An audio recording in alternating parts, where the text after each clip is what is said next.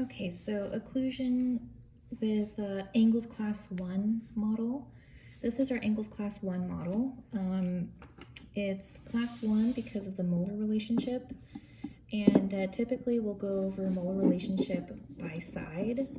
Okay, so if you're writing this down, you'll say the right classification would be Class 1 because this mesial buccal cusp is centered in the mesial buccal groove of the mandibular first molar. Okay, then from this side you can also determine the horizontal overlap, which would be probably slight. You can use slight if you had a probe, if we were actually measuring maybe 2 millimeters, right? You'd also be able to determine overbite by moving the model straight on. So you'll see this is also a very slight overbite. I'd probably say like 10%. And then you keep on moving it this way, we can determine the left side occlusion, and it also looks like it's Class 1. Actually, let's see.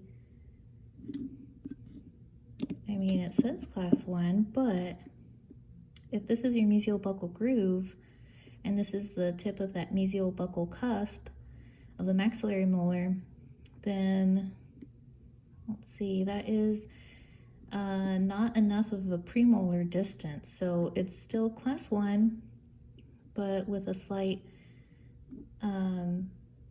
inclination to Class 2. Okay, and now that's Class 3. Class 3, because the mesial buccal cusp is distal to the mesial buccal groove, but just by a little bit. Do you kind of see that, or is that, yeah, see that? Okay. Let's see. So when you're charting this, you would write down the Angles classification. You can say right is Class 1, left is Class 1 with inclination to 3. Although you probably wouldn't get it wrong if you just put bilaterally Class 1. You would say overbite is slight, overjet, you could say slight to none. Actually, these teeth are touching, so it is none. Parafunctional habits, you can't tell. So this one, there isn't really anything. There's no super attrition, there's no overbite, nothing like that. So, excuse me, no open bite. So you would just say none. And then you would need to do some charting. So you would have to remove, you'd X out the third molars on both sides.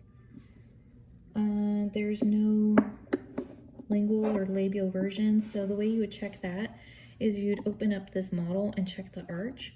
If there's any tooth that's inclined more lingually or more buccally, then you would put like a little arrow on that chart to determine like where that tooth lays.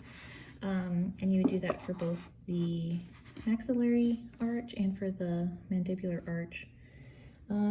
This is technically an ideal neutral occlusion, so it's kind of boring, but we'll get into more fun stuff in just a little bit.